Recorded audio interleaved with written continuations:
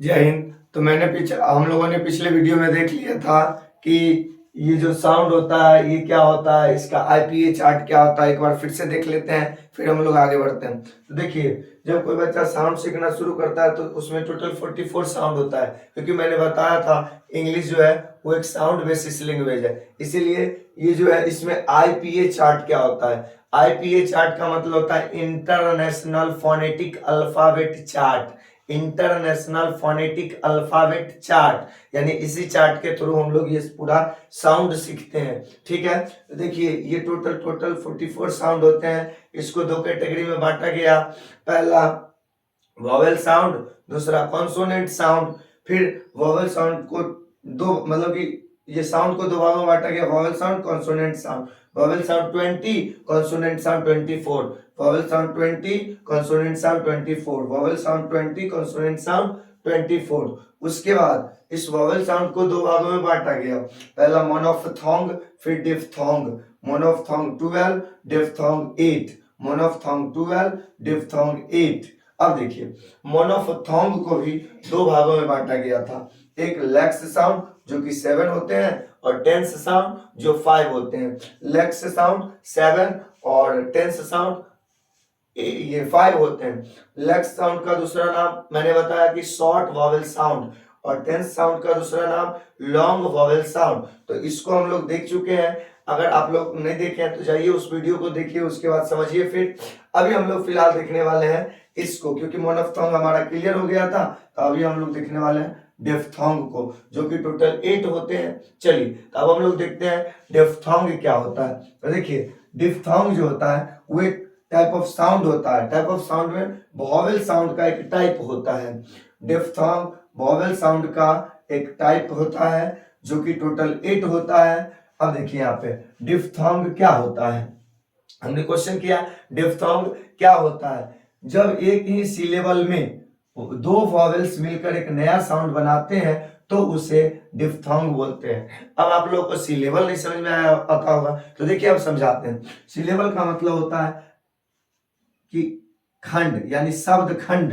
हिंदी में बोलते हैं सिलेबल को शब्द खंड। तो जब एक ही शब्द खंड का कोई एक वर्ड है और उसमें दो वॉवेल लेटर मिल करके कोई एक साउंड बना रहा है, तो उसको बोलते हैं हम लोग सिलेबल। क्या बोलते हैं? सिलेबल। जरा देखिए, अगर नहीं समझ में आया तो ऐसे देखिए। जैसे हम कोई वर्ड लिखे तो वो एक ही सिलेबल का है। जैसे हम अभी लिखते हैं नेम, नेम, तो ये एक ही सिलेबल का मतलब एक ही बार में बोल दिया जाता है नेम। इसमें दो बार में नहीं बोला जाता है। जैसे टीचर, जैसे हम लोग टीचर बोलते हैं तो दो सिलेबल में बोलते हैं। कितने बोलते हैं? दो सिलेबल में बोलते हैं, एक टी और एक चर। तो क्या हो गया?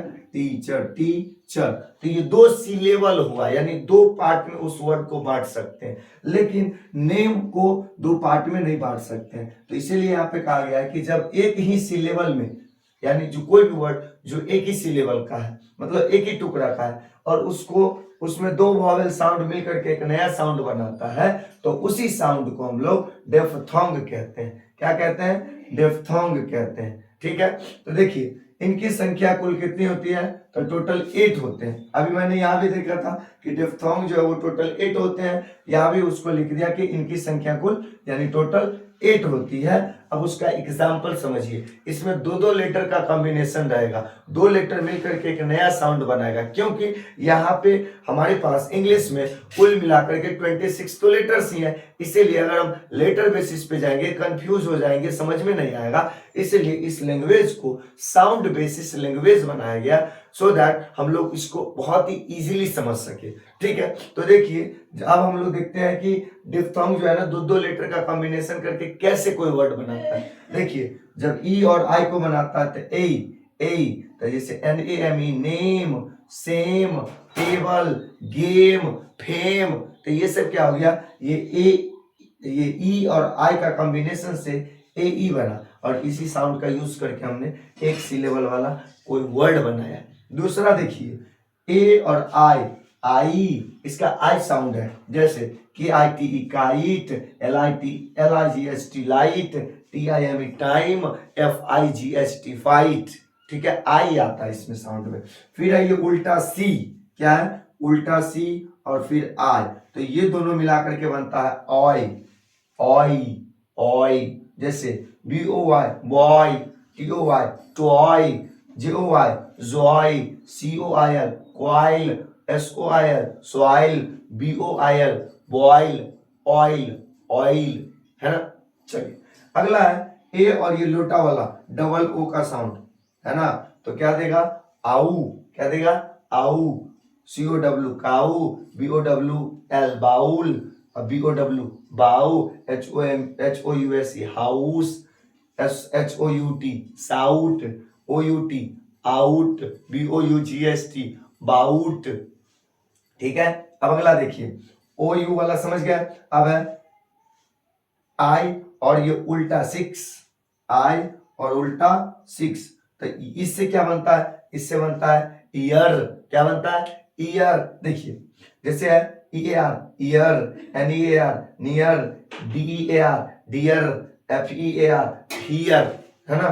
Year near dear fear, ear near dear fear, है ना। तो डबल, देखिए डबल लेटर मिल करके एक नया साउंड बनाता है, ठीक है। इसको डिफ्थोंग बोलते हैं, क्या बोलते हैं, डिफ्थोंग।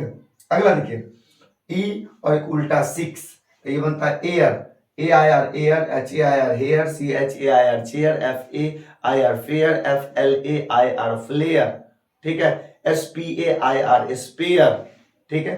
तो ये हो गया हमारा ई और उल्टा 6 कह ले या फिर उल्टा ई कह ले, उस दोनों लेटर को मिलने से एक नया साउंड बनता है जिसको हम लोग एयर साउंड बोलते हैं। फिर है ये लोटा और ये 6, तो जब ये दोनों मिलता है, लोटा क्या है, डबल ओ का साउंड देता है, तो छोटका ऊ और ये तो दोनों मिल करके उअर बन गया, क्या बन गया, उअर। तो POOR पुअर, पुअर, है ना।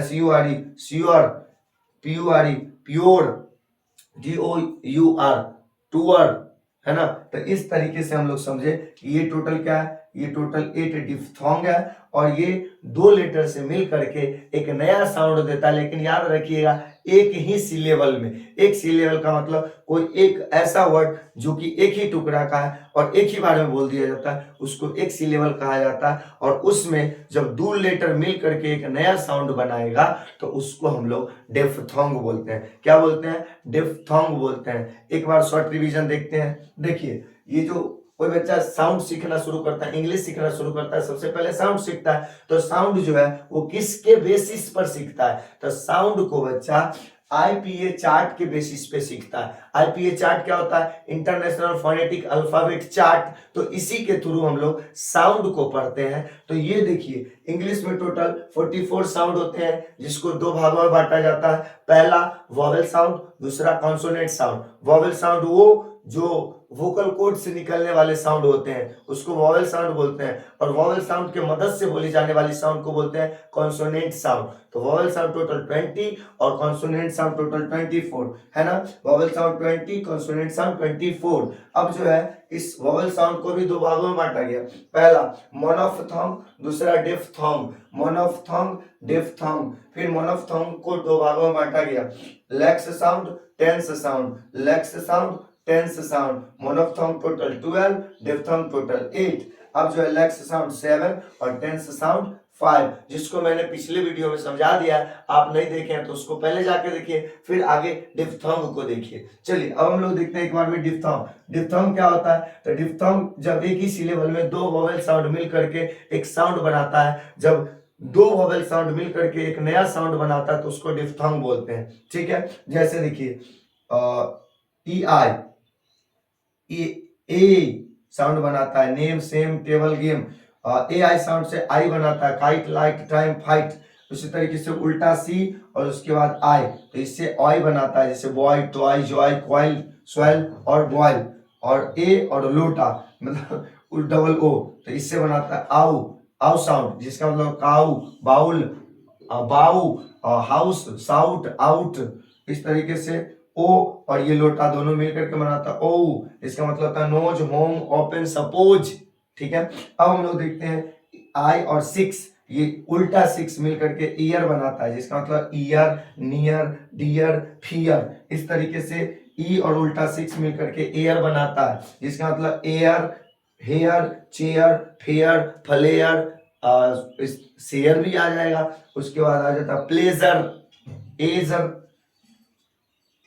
सॉरी प्लेजर नहीं आएगा क्योंकि इसमें एयर साउंड आना चाहिए। उसके बाद है लोटा और फिर उल्टा 6, इससे बनता है poor, PWR poor, SUR sure, PUR pure, TOUR tour, tor tour, sorry TOUR tour पढ़ते हैं इसको, ठीक है। तो आई होप कि आप लोग को ये पूरा वीडियो समझ में आया। पूरा वीडियो समझ में आया तो इसी तरीके से इंग्लिश की जर्नी को स्टार्ट रखिए और सीखते रहिए। मिलते हैं हम लोग अगले वीडियो में, तब तक के लिए जय हिंद।